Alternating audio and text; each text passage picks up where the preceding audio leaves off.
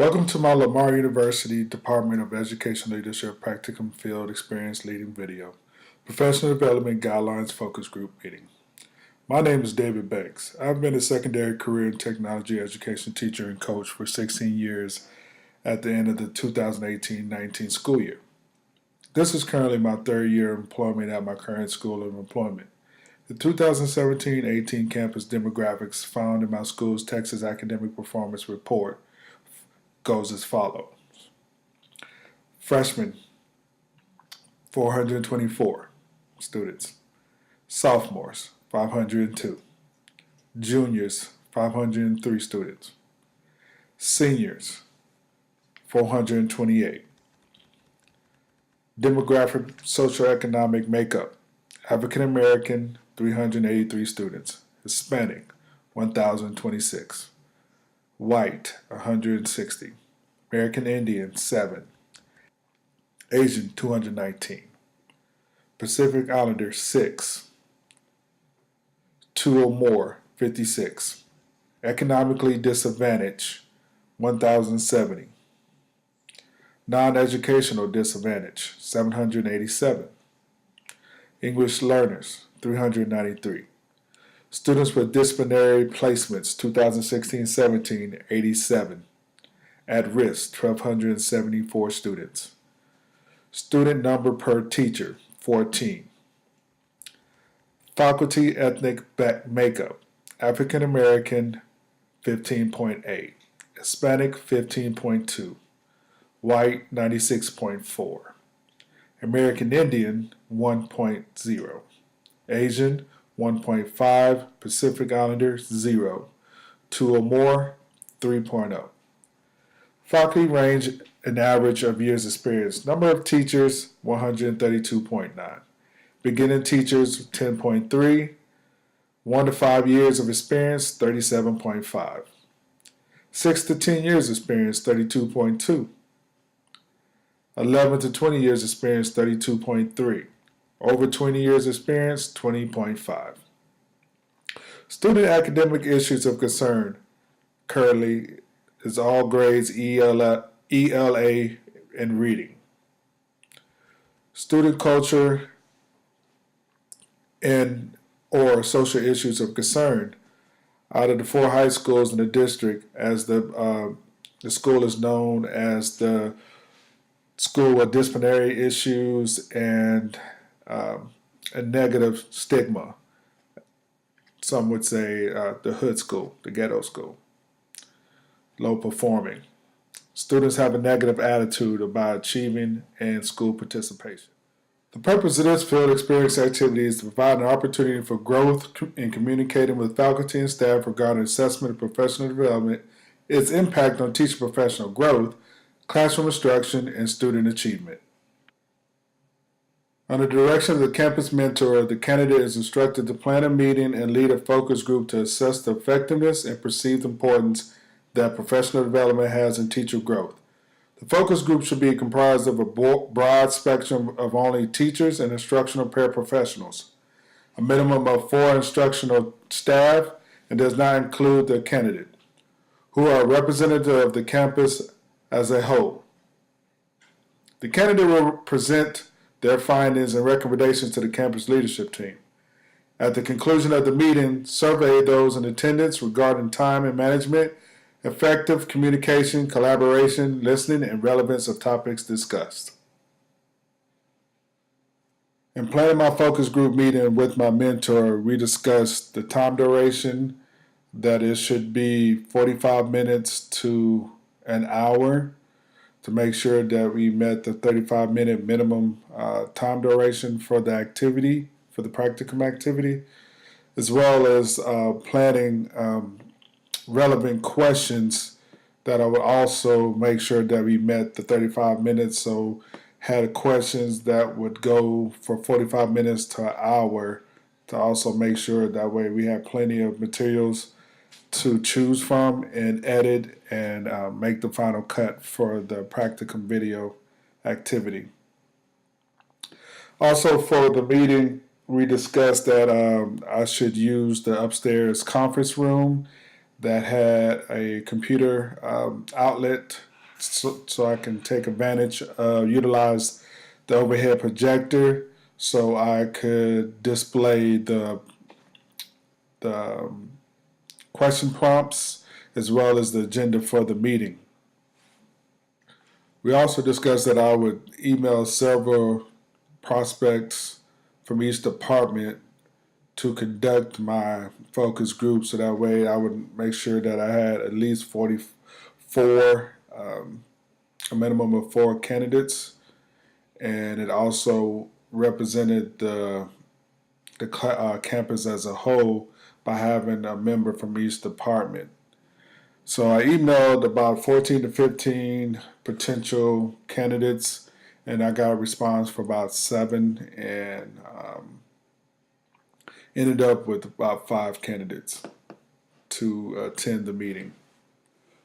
To assess the effectiveness and perceived importance of current and recent professional development, I would survey the candidates from the focus group as well as following Domain 2 competencies and the CBEC Standard 7 guidelines, facilitating and organizing and utilizing professional development to stimulate professional growth for teachers and student learning.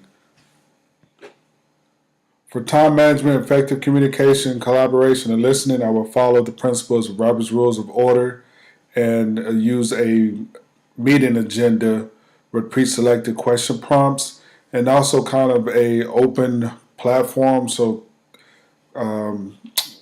members of the focus group will feel open and free to share and collaborate.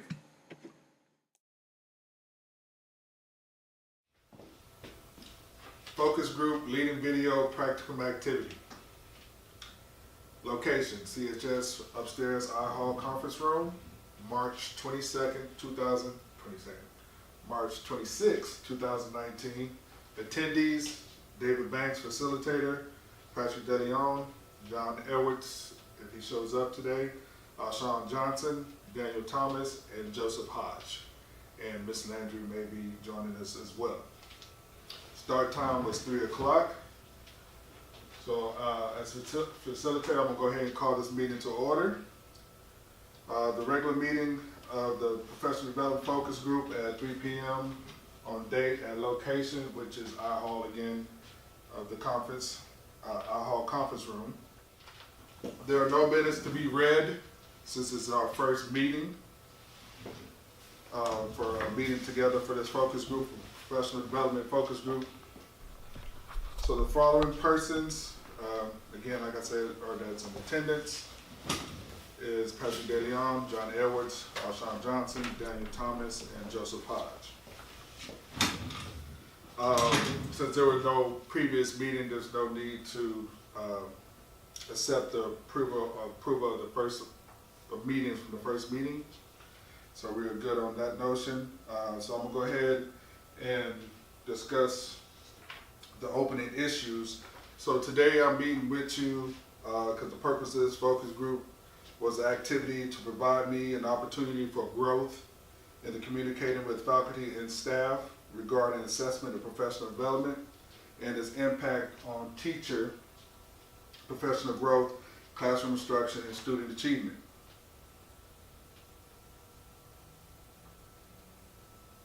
So,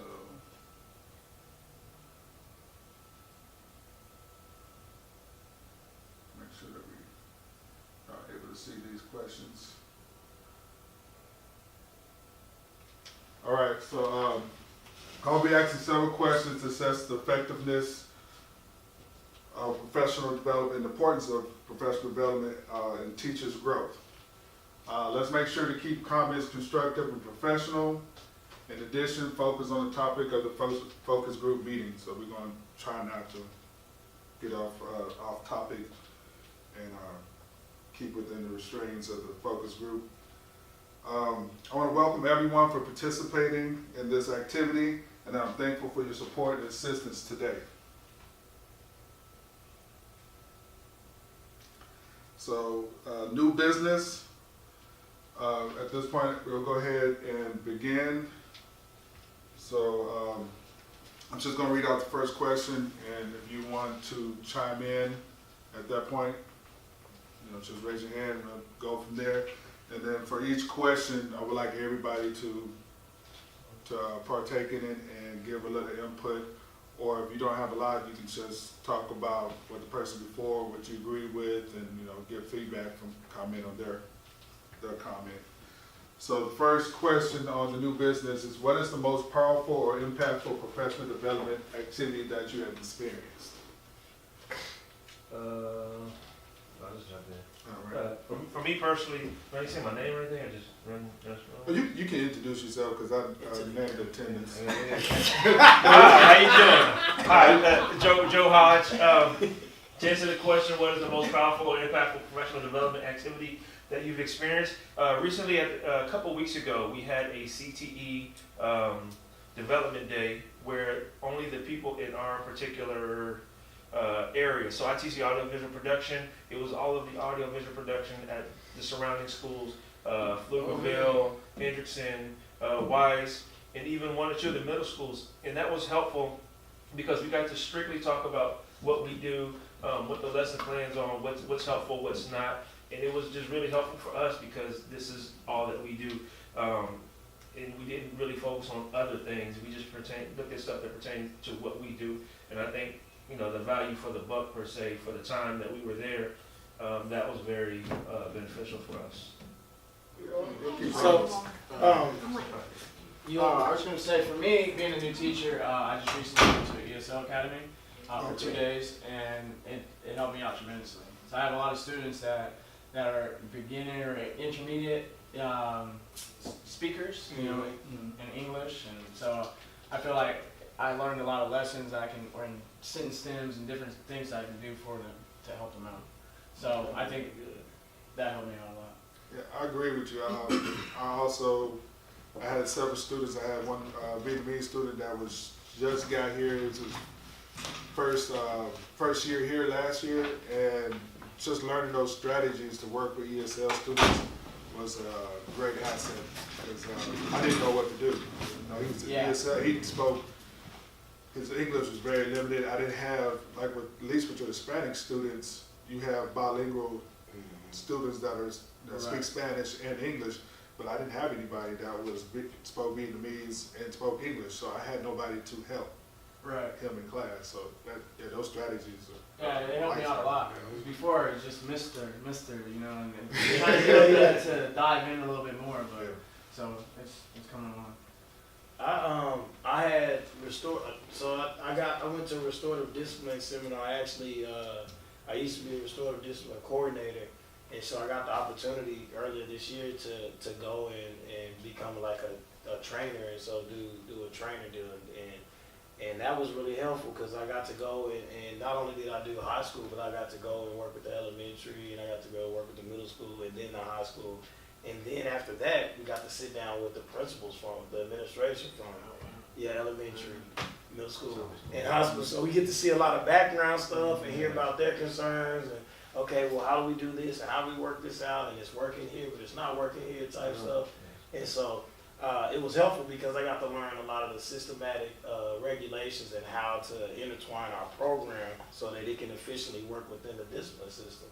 And so I've kind of brought a lot of that stuff back to Conley so that we can start implementing things. We got a lot of students and we're trying to support behavior-wise that are missing out on the academic part because the social part is so, the relationship is so, tattered and torn and kind of blown away there. Is that part of like the restorative justice deal or something? Mm-hmm. So it's restorative justice, restorative discipline, kind of the same thing. They have those different names, but it's the same type of program, same kind of process. It worked big time for it. That's the only reason I bought into it. At first when I heard about it, I was like, I think everybody has that initial react, but then when you actually learn how to work it, you learn how to implement it right. That way everybody's satisfied. And we got to the point where the teachers were satisfied, principals, students were satisfied, teachers were satisfied, principals were satisfied. So everybody brought in then, and it was like, okay, we do it school wide. And so, we've been doing some practice here. And it's been beneficial for some kids. I know one kid in particular was in lockdown, but this has helped her go and actually be able to go to class now instead of being in one room all day. That's a big jump. Man, I'm telling you, she had some struggles. But she's out. That's always what you want, positive upward mobility. So that's what you want. So, as being an instructional coach in here, what would be the most powerful or impactful professional development activity? So I've seen a lot of, I've been lucky to go to a lot of professional development, and I would say just, for me, from a very personal level, the most impactful professional development I've been to was the first time that I went to an AVID training. Okay. And I didn't know anything about AVID, and we were just starting on the campus, and they spent a lot of time at the beginning, it was like a 3-day summer professional development. So you were focused intently on AVID and what AVID was about. They spent a lot of time explaining the why of AVID and the idea that you're reaching those middle kids and you're reaching first-time college kids and what it was really about. As part of that process, they had kids who had been through the AVID program get up and talk to, it's like at a hotel ballroom, right? So it's a big giant room full of people, and the kids get up there and talk about like what AVID did for them and what it meant to them. And I mean, there were people in the room crying because the stories are really powerful. And so then you hear those stories, and then now they say, all right, now you're going to go to this training. And so you were focused on the training because you're like, man, I want to have an impact like that on the kids back at our school. Let's learn what this is about and how we can help kids, and we want our kids telling stories like that. So it just was really well structured in that you knew as you walked into the rooms to do the classes and do the learning, you knew why you were there. It was clear why you were there, and you had that extra motivation of yep, this can really make an impact. Let's make this happen. So that made it really powerful for me. Okay. So the next question is, why was it powerful and meaningful to you? Most of you already answered why. I mean, does anybody want to add to that?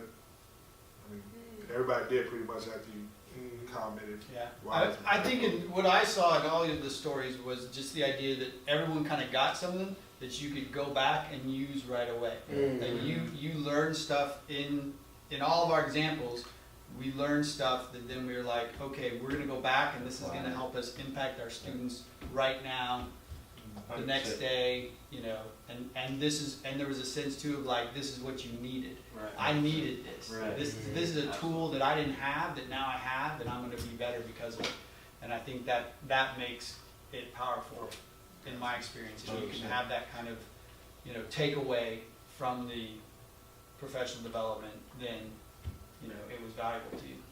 That's good, because exactly, I think there's plenty of times, I don't think there's no such thing as a bad PD, because for somebody it was useful.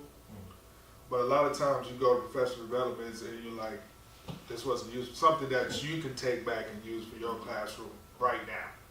It wasn't that it was bad strategies or best practice, it just wasn't something that was applicable for you. So I don't think there's no bad ones, but it's definitely useful when you grab one, like, okay, I can go to my classroom and use it now and impact my classroom now. No, thank you for attending. So Ms. Lambert is with us now. So we'll go ahead and move on to the next question. So how effective are our professional development opportunities? So here on our campus, how do you feel, how effective are our professional development opportunities? I think they're pretty good. We go to. It's a little bit different to go to professional development after school. I'm used to it happening in the morning or during the afternoon. But it works out because then I get to stay and I don't miss. I can get this stuff done during the day and then go to development afterward, and that kind of works pretty good too. Okay. So with you so a lot of your PD happens after your teaching duty. Yeah, I would say most of it during the year. We usually go after, and they adapt. The district has adapted it to where we even go online sometimes. So I can be in my classroom and go online, and we've had a couple of PDs like that. And pretty video conferences. Those are real cool. So this is geared towards your duty here on campus. So go ahead. What you was I gonna say? think that the aides, that we need to provide more professional development for some of our teaching assistants. Okay. I mean, sitting in a room for T-test doesn't really apply to them, yet they have to sit there. I think they need to develop some sort of professional development that will affect them in the classroom and the kids that they work with. Anybody else? How effective do you feel our PD's been? It could be this year or last year. I think overall, I think PDs are effective, period, right? It gives us the information that we need to have. Just for the sake of the question, if I'm comparing the types of PD, I think the concentrated, like I said, when we all met from our one particular group, those are effective as well, and you get more concentrated for your area, kind of compared to a general or broad, like you were saying, where you might have a TA who may not need to know about the T-test. And so, but overall, I think you definitely need the PDs, and it's the good information, just kind of very on tight. I also think it depends on the person, because you can make a PD as applicable to you as you can, but then you've got the other person sitting next to you that's on a computer playing games, so. Yeah, That's true. Yeah. Yeah, but I think for me, being a new teacher, when it's more content-based, if it's just my content or just my social studies, it helps me out more than just overall. It's a lot of information coming at me as it is already, so if I can limit that and cut that down, it helps me more individually. I understand that. I would say too, like a lot of times I'm career technology, so I don't get to, my POCs are with other singletons, so I don't get to talk directly curriculum and content for my class. So when I get to go to district and I'm talking with everybody in the district that teaches the same classes, those are always great to hear what everybody else is doing, what strategies they're using, what best practices, what they're using for their curriculum. If it's not a district mandated one that everybody's doing, it's always good to have those resources. Yeah, I think for me, that's the kind of the line that I would draw is you have those sessions that they call professional development, but really it's just like mandatory trainings, right? Yes. And then you have the professional development that's really meant to improve your practices and help you become a better teacher. And I think for me, in a lot of cases, you're not going to be able to eliminate the mandatory training kind of stuff because it's mandatory. But if you can make the other sessions as specific as you can to what's going to affect individual teachers or groups of teachers, and then the other thing is giving teachers, differentiating for the teachers. So you've got first-year teachers, you've got 20-year veterans. They don't necessarily need the same type of professional development. So whether that's by giving them a choice or giving them options, like saying you can do, even like with online, saying you can pick one of these classes to take online and that'll count. So I think the district overall has moved more in that direction, which I think is good. But I think maybe we could move even a little more in that direction. There's some room over there to move a little bit more into that differentiated, give us choice, let us do something we value and that we want to do. So. Okay, so the next question I kind of think touches on that a little bit. It says, are there adequate opportunities provided for professional development? And what you're saying, like going at the direction to make it more personal for teachers or individualized and differentiated, I think those are the opportunities. Or am I just reading that question wrong when it says, are there adequate opportunities? 'Cause I think we get plenty of PD. Yeah, I think Yeah. That's I think that's so as well. yeah. Yeah. I don't think that's the problem. Is getting enough that is differentiated for the different teachers, for their needs, But for their students. I think too, like for me, I'm going to Avid this summer. So, but it's about teachers going out and looking for the PD as well. Yeah. Going out and taking those courses and taking the initiative to go to the PDs that they need to go to. So, to become better teachers. Unless if it's just forced on you, then it's not the same. And you say that in the next step, I think does the district or school support other PDs outside of the school, right? If there's a CTE conference when they're going to be talking about some stuff, do they support me going over there and getting some information from there. And that's all about funding. Yeah, it's a different game, right? So, yeah. Yeah, that was a Because big, that was the retail first question when how much? Well, you give it to us. Yeah, so that's another one. So outside of the mandated district PD, how frequently are teachers able to go out and seek PD?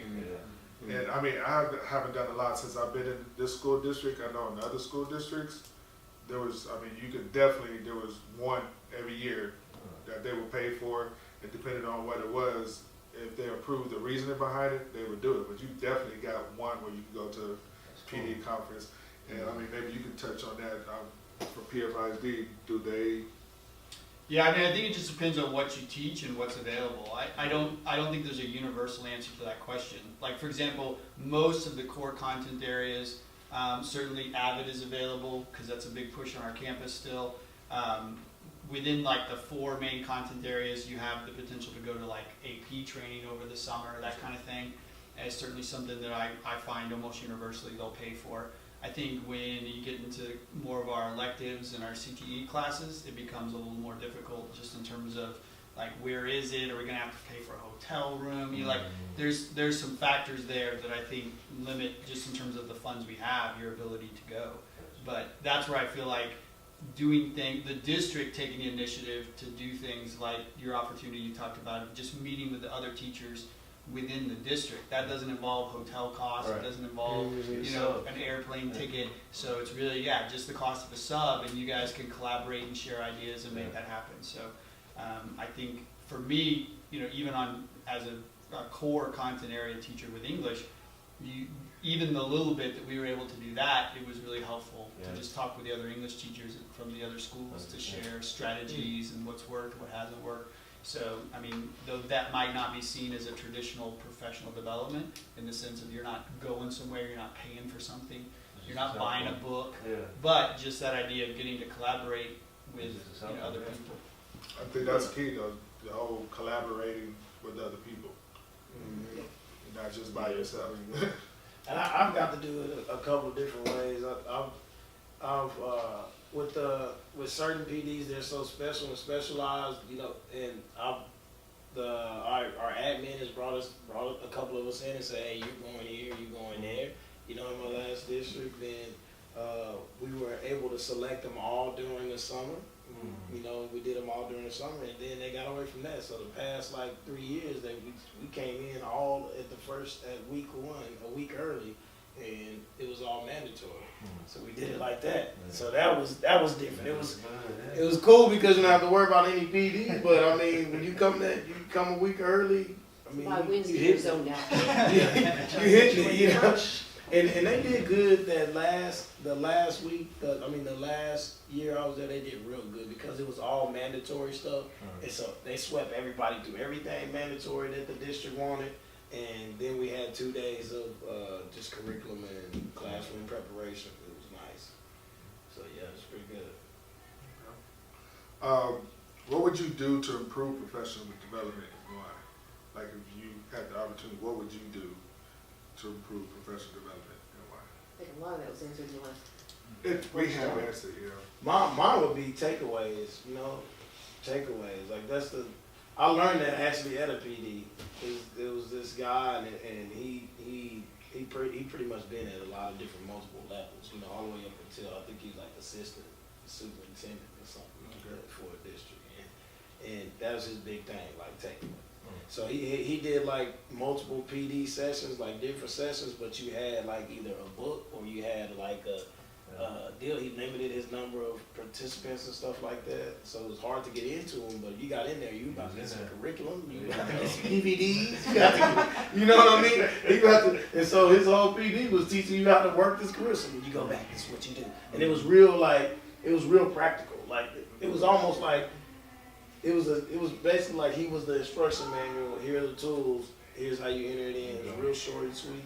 Took breaks in there. It was good. Which is a whole lot better than 3 hours of sitting and listening. Because, I mean, you go out in the groups, you try it, you run. What problems did y'all run into? Okay, here's my contact. Email me, shoot. He has a saying that I still use is call me if you run into trouble, because I can find the answer faster than you can. If you're in trouble with it, just call me. Let me know. I'll shoot you back there. And so that's kind of how hands-on he was. I mean, we had a big old, we had a huge, what's the after-school deal? It was after-school ACE, they used to call it after-school centers on education. So it was one of those. We were in Louisiana, and he was killing it. So it was national.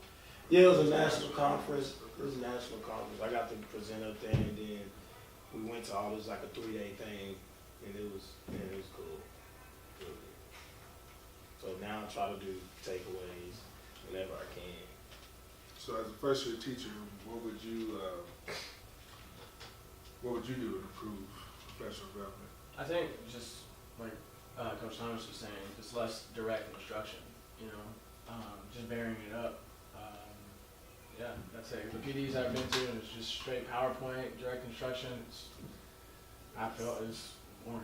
So I don't you get get much. email, I can read it. Yeah, I can read it myself, if that was the case. So I think for me being a first year teacher, just less direct instruction. That's it. Yeah, I think for me, the difference between, professional development that I would even want to call professional learning and what traditionally I would think of like professional development is that difference between just sitting and getting and, someone talking at you the whole time versus you're doing things to practice the skill, you're getting feedback from the person about that.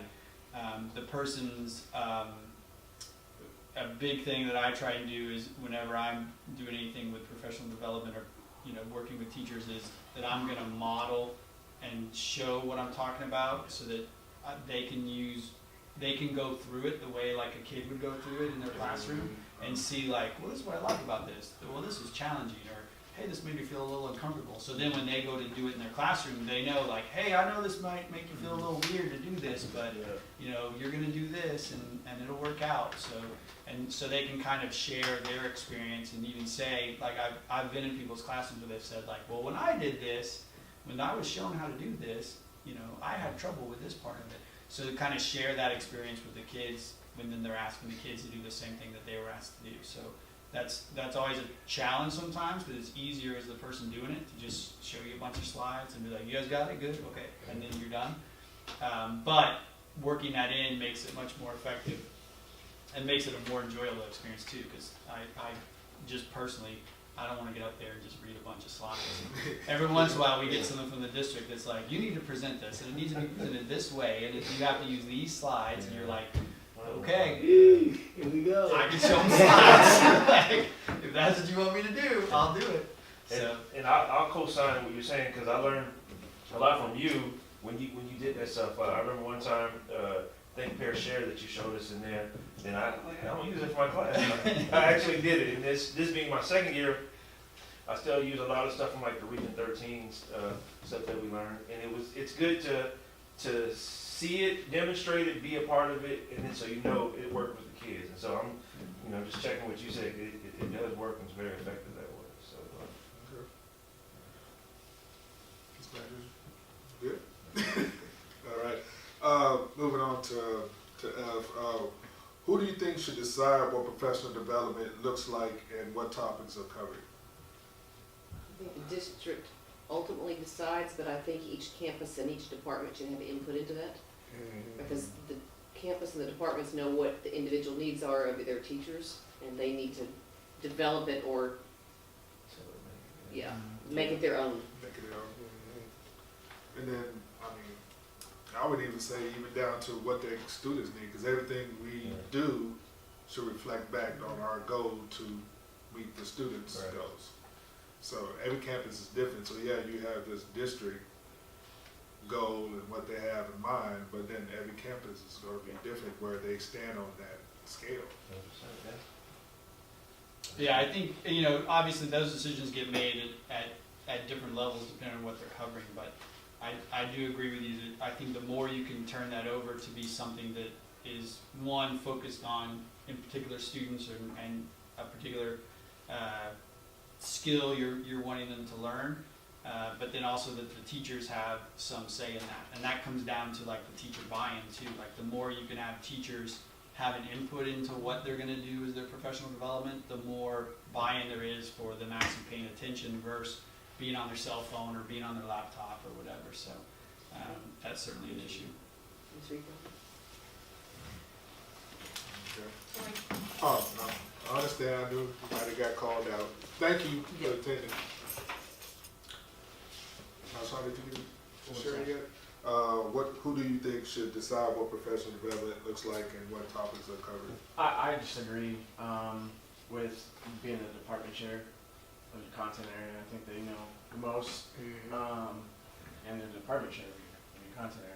For me, social studies, so it'd be Mr. A would be choosing what professional development that I need for the students, and I think he's most, attuned to what they need. Okay. Do you think that you as a teacher should be also able to give input to him? Yeah, absolutely. I think I should be able to give input, but I think he should have the say on what, what professional development he thinks is best for me. And being, a career teacher for longer than me being a first year teacher, so I think his experience. But I think he should value what I have to say in my input. So with that input, I mean, he definitely knows but based on like what kind of like things you're struggling with, what things you would like to improve on, give him that, then he can say, okay, you might want to try this, or is that what you mean by that? Yeah. I think that, but like I feel like I have a good rapport with my department, chair. So I would go up to him and just ask him, what can I do to, better help this lesson out? Or I am having trouble with, my classroom management on this part. So just having that rapport, and over time, having a rapport with your department chair, you should gather that information. I would think so, and say, okay, it seems like you're struggling with this area, or classroom management. Maybe you need to do a PD for classroom management, or lesson planning, whatever the case may be. Okay. Mr. Hodge, you ready? Yeah, I think the teacher's input should be highly valued. We're kind of the ones in the trenches, we're the ones hands-on with the students, and I think we're the ones that really see if ultimately these things work or not. And so having our input and even deciding, we need to talk more about this should be something that's valued by the people who put on these PDs. So my vote would be for teachers. For teachers? Yeah.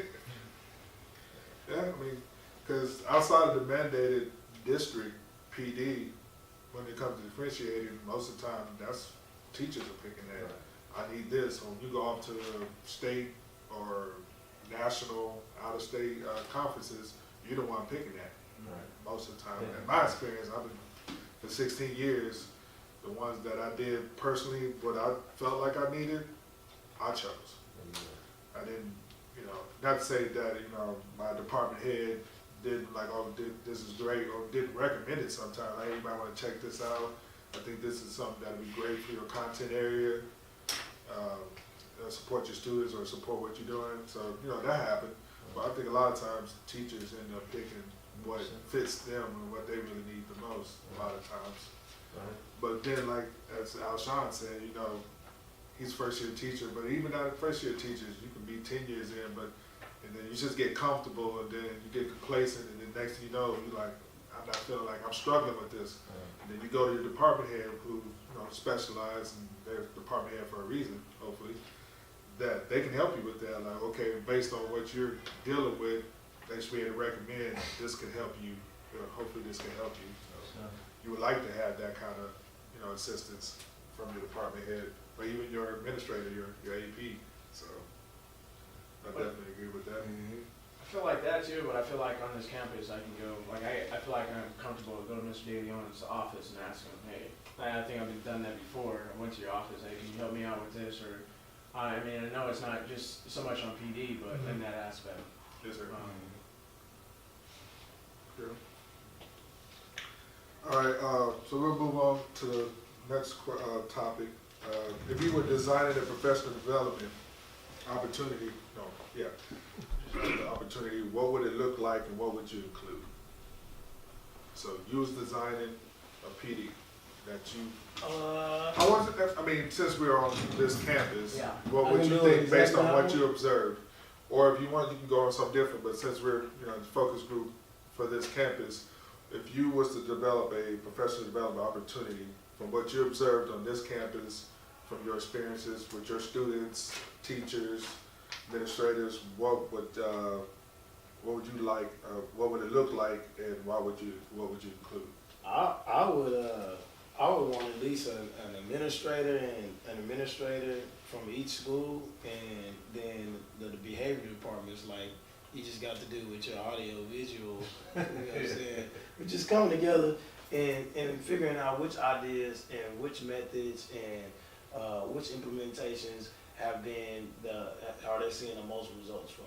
You know, okay, so what do you guys, and as far as transitioning, I think we can thicken that line of transitioning between kids to give us some little awareness on who's coming up, some things that ought to work with these kids.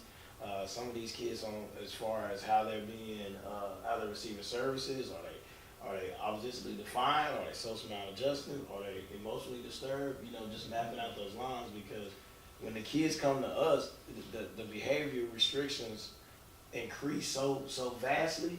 It's a panic with a lot of students, because we really have to get them to pass classes.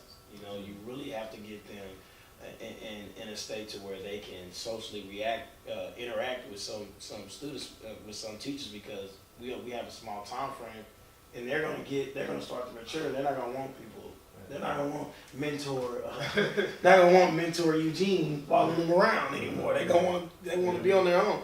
And so we want to allow them to be on their own, because when we prevent it, that becomes a trigger in itself. Yeah. And so, and I know that kind of looks really wild how we're doing it right now, because we have to allow them those freedoms. And some kids, when they go in some classes, they just want to attack the teacher, you know, verbally, usually, not really physically, but mostly verbally when they go in there. So I think that'd be beneficial. I think something that I would be interested in seeing is, you know, maybe we have a PD beginning of the year or early on, something that's engaging, maybe have some small groups within it. Maybe talk about different classroom management strategies, specifically, you know, like the cell phones, how to handle that, or just minimize distractions, and just effective ways, you know, to have an effective classroom would be something that I, you know, wouldn't mind seeing or putting together for people. And what's the ultimate reason that you would like to see that? I mean, the ultimate reason is, at the end of the day, is the students to retain information. And so I think removing the distractions out of the way and then making it fun, hence the engagement part, will make it stick together and make it more fun for the students, and something that they hold on to. I think the majority of the teachers that I talk to, it's hit and miss with the cell phones. Like in my classroom, I tell them to put them up. This is something I have to say like 10 times a classroom, right? And then what are I would like to know what some other strategies teachers use that are successful, or are most teachers dealing with this problem, right? Just hearing others. They're not necessarily be my department, but others, you know, maybe a small group or something like that might work. I agree with you, because, you know, a lot of teachers, they're doing the Kahoot thing, so they allow the kids. Well, yeah. So you engaging them with the cell phone, which is what they want to be on, but once you give them that access, then what? Yeah, exactly. What's the result, the end result? Are you getting the positive result that you wanted, or is it becoming a... 100%, because like sometimes we do free creative writing in my class, and that's where we're writing 2 to 3 pages, and I allow them to listen to the music of their choice if it's going to help them flow and, you know, and write. And then what's to say in the middle of that, you know, they're writing, and then ding, and they just look over, you know, with you know, messages came in, and now they're distracted, right? So, you know, what are other strategies that people use, right? So that's what I was saying. So, Sean's the first year teacher. This one's a tough one for me, because I haven't mentioned too many professional developments, so for me to design my own, I would go with Mr. Hodge as well. It's smaller group sessions. I think when you do it as a big group, or even if we're in a pack, it's not as meaningful. So I would address that, and then a lot of it, for me too, is a lot of the classroom management stuff, and going along those lines. Cell phones is another issue that I have in my class as well. And I just don't know if that's just the culture of the kids we have nowadays, you know, it's always on the cell phone. It's like another limb in a sense. But to stay on topic, what would it look like, small groups, or what would I include? For me, I'm just a sponge, so I need more just PD, you know, in itself. Use So best practice. anything that can help me with becoming a better teacher, getting my students more engaged, differentiating my lessons, and so I can hit all target students, whether it's ESL or SPED or, you know, on level, advanced, whatever they may be. So I need it. So that's what I would include. I think for me, in a very general sense, not to get on to a specific topic necessarily, but I totally agree with the idea. You know, I think sometimes being in the pack is obviously a necessity for some of the things we do, but I don't find it very conducive to true professional learning. Like you can sit and get in a big theater like that, but even having stood up there and done things like getting people to get up and move around, can't really do that very well. You know, me actively monitoring, and even when we do have you guys talk in that setting, it's hard for me to kind of walk around and hear what people are saying to kind of know what's being said. So it's not a very good learning environment. So I think the idea of having that happen in smaller settings, you know, in more of like a classroom size setting would certainly be beneficial. And then the big thing for me, like we've already kind of said before, is that you're giving the teachers, or if I'm at the professional development, I'm getting something that I can take away and use, and hopefully that person's letting me practice that, either myself or putting me through that process, so I can understand and really get that concept and how it would work, and start to think about how I might do that in my specific content area. If they're giving me an example from a different content area, how would I adjust that to work in my content area? So that's a big thing for me, is am I gonna walk away with something useful? So I think making sure that whenever you have a professional development opportunity like that, that you're giving people something to either physically walk out of there with, or a skill that they've practiced that they can walk out of there with and implement right away. That's a big thing for me, because otherwise it's kind of, Yeah, it falls on. you're just doing your time. You know what I mean? So with that, so what I'm hearing from the majority of the group is the small, conducive groups are better. So it's because of the collaboration. You got more engagement. It's easier for, like you said, for the instructor facilitator to walk around and interact with the people in a small group versus a big group. Cause, I mean, like Friday before we went on spring break, I'm sitting in front of everybody, and I was nervous the first time doing it, but you just feel like you're just talking to a large group of people and you're not really getting to interact and let the personal come out and engage in that. Because a lot of times that's, like they say, the hooks that, get people.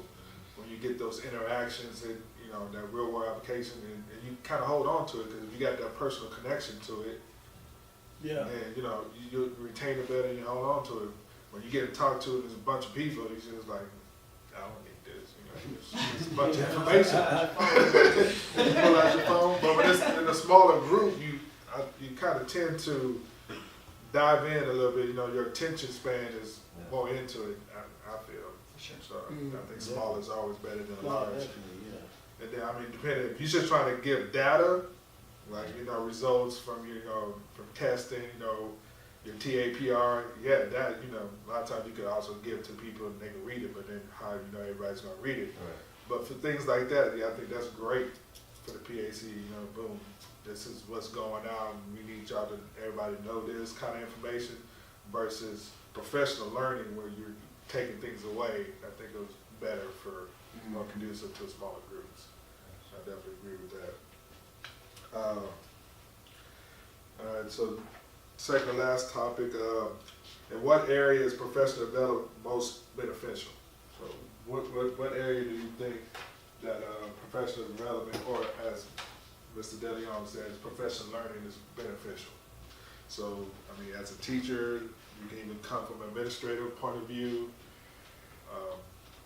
whichever one works for you. So if you put yourself through the lens of administrator, or yeah, definitely teachers, so that's not hard to do, but if you can give me examples as administrator or a teacher, I'll take either one. So in what area is professional development most beneficial? I think the bottom line for me is if what you're going through, no matter what your content area, no matter what level of education you're at in terms of elementary to high school, if what you're learning as a teacher is going to help you better help kids, then that's beneficial. And so that's kind of a guiding principle for me is this going to help the kids increase their achievement?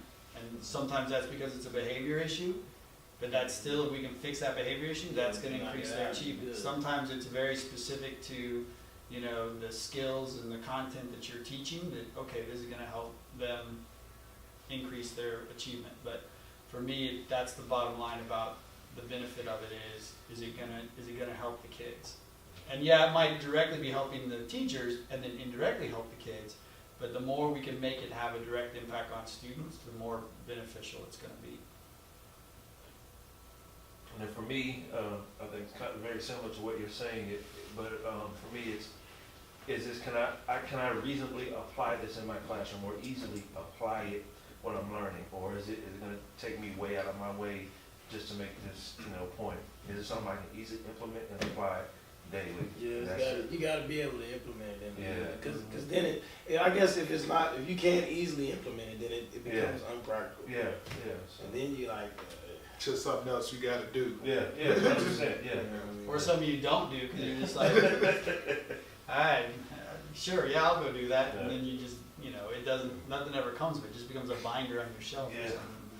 Yeah, I like widening my knowledge of what I'm dealing with. I really like to do that because I like to know, and I think with dealing with SPED, it's just so many case by case things that you have to like go through and study to figure out, can you do this, can you do that, what does this abbreviation mean, all this little small little parameters and stuff, and it makes you feel like you're being closely regulated, because what you do is just so your plan and things that you put together for these kids are just it's so important in a lot of situations for them to graduate. So it kind of, you want to know what you're doing because there's a lot of pressure behind it, and we're going to meet with parents face to face. We're going to that R meeting, meet with the kids there, the parents right there, and the administrators are right there, and so everybody wants to know what we're gonna do to help this kid. And so I think if it widens my understanding of processes or methods or shortcuts even that I can do, or just getting templates, that's a big help in a lot of cases. Just so I can just see how it's gonna and to match with what was taught to me, or what was presented to me, how it needs to be done. It's pretty cool. Okay. I'm definitely in agreement. I mean, it's definitely comes down to helping the kids. So I mean, whatever you're doing should be helping the kids. And this is not one of the questions, but being in education, which a lot of professions, do you really feel that like professional development is needed? I think so. Yeah, absolutely. Especially for me being a first year teacher. Like you're saying, all these professional development, even today, is stuff I can take and put in my toolbox. And maybe I may not use it this year, but it might come along next year or the year after that I can take it and apply it. So yeah, I do believe it's beneficial. Yeah, I agree. You need something, whether it's your first year or just your 20th year, and how you can still realign or relate to the students at this age or level. So yeah. Because as you go through education, you start going through different generations. Yeah. So the kids are gonna change. What you did 20 years, that may not work, or the first 10 years you started teaching. So I definitely think that PD is necessary. I mean, if we're gonna continue to reach our students, and we want our students to be we always talk about we want them to be lifelong learners, but as educators, we should be doing the same. You should be always fine tuning yourself. Nothing's perfect. You can always get better. So, with that being said, the last thing that before we adjourn this meeting is on our campus, since you know we're here, in what areas is professional development inadequate? So we got a first year, so you may be limited, but you know, out of the stuff you experienced this year, what was something that you felt like we really didn't need to spend that time doing? We could have been doing something more productive. I would say just stuff like district policy stuff that I could probably do on my own. Okay. I don't need a big setting for it, or you can sit me down on a computer and I can, you know, read through it and take a test at the end. It's still professional development, but in that case, I feel like that should be one-on-one, you know, instead of in a group setting. I don't know, I didn't think about that. A little bit further. I mean, that was a good answer that you gave. We'll come back around if there's anything else that you want to share. Mr. Thomas? My main thing is, and I hate when I go to professional development and the policies are different. I'm starting to run into that now because I switched districts. Well, the policies are different. So, and you look at it. I learned directly from TEA. So, but then you learn state policy is different, can differ from, or can be similar to federal policy, and then that can change by district policy. So now you may get, so a lot of times you may get some stuff that the state is in here, like the state wants to do this, but the federal policy does this, so the district policy is this. And so in the federal policy trumps the state policy, and that's why the district policy is like that. So you gotta know about these policies and stuff like that. So I hate to be in front already. I hate to be already at the show, and I don't know the layout. You know what I mean? I hate to be there, and I don't know what's expected of me at anything. Now I don't mind being. It doesn't inconvenience me to be pulled in on the fly. I like to be incorporated, so I never had a problem with that. So being told the day of or being told an hour before, anything, as long as it's some consideration that I'm gonna need a little bit of preparation time, that doesn't upset me. But being there and just being blindsided, and if we didn't know, it could have been addressed before we got there. It doesn't frustrate me, and it doesn't really make me mad, but it just makes me feel unaccomplished. And so now I'm gonna immediately go back and I'm gonna study that rule, and I'm gonna make sure I know how it goes down. So if it's being manipulated by some of the kids or something like that, I can catch that and I can adjust and I can put in another set for like a fail safe to make sure that I'm preventing that from happening. Okay. Instead of prolonging it. So you don't want to find out. I want to know. You don't want to find out at the end of the day after something happened, like this policy was in effect and you never got Well, it. not even that. I just don't want to come to handle a problem and not know district policies, Gotcha. or important policies, or really like red line bold under. I want to know that. Because I don't want to go against that, because it's that way. Because if you do it, it's trouble. It's there. So basically, if you coming in as a new employee to a district, your PD should be, these are things that you should Those real important things. Heck yeah, man, because I'm not going to come anywhere and just try to just bounce in and bounce out. I'll try to stay. If I'm choosing a place to go work, I want to stay there, So like, I know this didn't happen with this actual policy, but it's one that we have. But they let us know in the beginning of the year. We go to Samba training, and they say, hey, this is a no escort district. And then they give you all these different situations of this is not acceptable.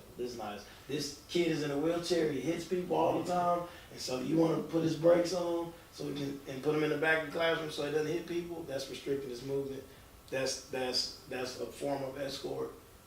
We're gonna terminate you for that. Oh wow. So stuff like that. If you're standing in front of it, you can't restrict the kid's movement. So if you get a kid that's running away, all you can do is please come please come. You know what I mean? So and that's good. Wow. I need to know that. But it's good when I go in the Coach Johnson classroom and this kid is just sitting back in his chair, MFing and MFing and MFing and MFing. And I'm sitting up there going, hey, you need to step outside. And he goes, well, I can't grab him. I go, you know what? You can't do it. Or I can't, if he's coming, if he's trying to enter in the door, I can't stop, I can't put my hand up against that door and prevent him from going in there. That's restricted. Yeah. So yeah, I mean that's definitely definitely need to have that in PD. If you don't get that, Oh yeah, you gone. you go. Then how you gonna hold me accountable for it if you didn't perform? Hey, you know how that goes. But Yeah, you can't get in be front of ignorant. the wrong people and they go, I'm sorry. They've been informed, but that does not change.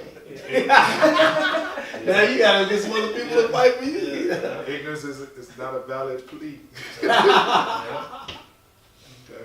I think that's your point's well made. And I think honestly that even though that was very specific to your, Yeah, content, my- what you do in your job, I think that and in terms of like the inadequacy of the professional development, like sometimes teachers aren't taught even what that is. Like you're expected to do this, and you're like, what's that? How do I do that? Well, you know how to do that. Yeah. It's like, no, I don't. No, I don't know what that means. Can you please? So that idea of like, and sometimes that happens, because stuff gets overlooked, but sometimes it happens because like, there have certainly been cases where, 3 months into the school year, they decide, we're gonna start doing this. It's like, well, I've been doing whatever for 3 months, and now you're gonna tell me I need to do this, but you didn't really tell me what that looks like, what am I doing? So, and that happens in various ways, in my years of teaching, different times in different ways, but I feel like that